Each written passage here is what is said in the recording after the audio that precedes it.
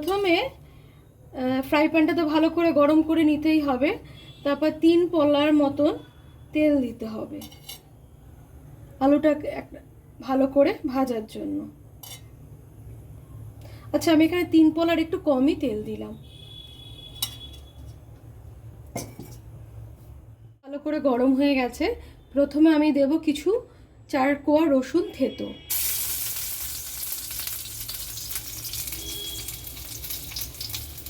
তবে আমি একটা টিপস দিই, যদি খুব তেল গরম হয়ে যায় তাহলে কিন্তু আপনারা একটু নুন দিয়ে সবজিটা দিলে সবজিটা বেশি পুড়বেও না আর তেলটা ফাটবেও না। আলুগুলোকে এরপর ছেড়ে দিতে হবে।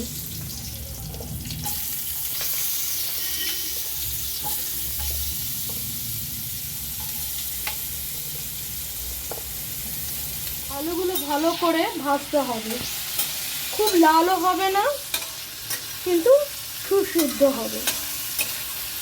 আমি নুন একটু দিয়েছি। একটা কথা জানিয়ে রাখি, নুনটা যেমন আপনাদের চলে, মানে যেমন স্বাদ আপনারা যেমন নুন খান, অনেকে কম অনেকে বেশি, সেইভাবে দেবেন। আমরা নুন একটু কমই খাই, সুতরাং নুনটা একটু কমই দিই।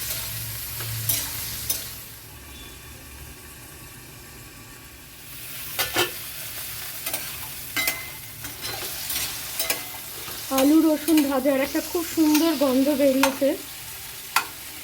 আলুগুলো হয়েছে, একটু সিদ্ধ হয়ে আসছে, আর একটু সেদ্ধ হবে। এবার পেঁয়াজগুলোকে দেব। গ্যাসটা একটু কমিয়ে দিচ্ছি।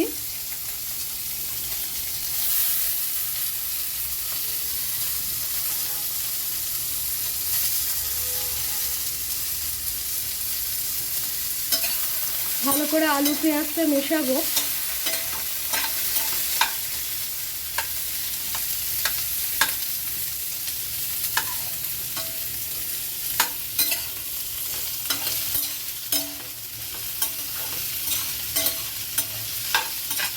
অল্প একটু নুন দিলাম।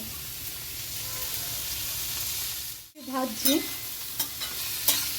পেঁয়াজগুলো একটু সাদা হয়ে যাবে, তখনই বুঝবেন যে পেঁয়াজটা আর ভাজার দরকার নেই। পেঁয়াজটা এখন একটু ভাজতে হবে, তার জন্য আমি আবার একটু ঢেকে দিলাম।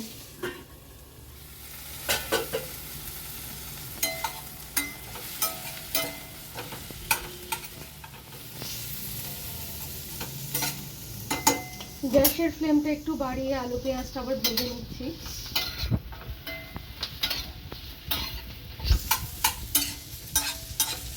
ক্যাপসিকামগুলো দিয়ে দেব।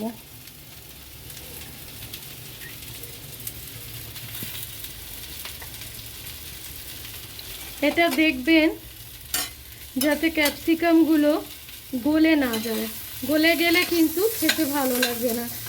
ক্যাপসিকামটা একটু ক্রাঞ্চি ভাবটা থাকবে, সেই অবস্থাতেই এটা কিন্তু নামাতে হবে।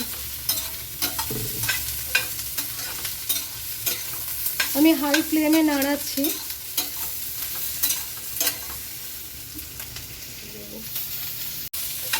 ক্যাপসিকামটাকে হাই ফ্লেমে ভাজতে হবে।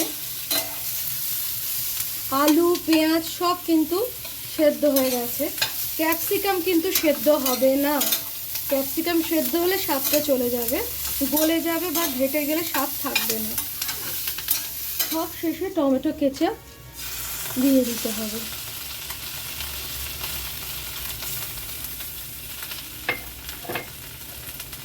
দিয়ে ভালো করে এটা মেশাতে হবে।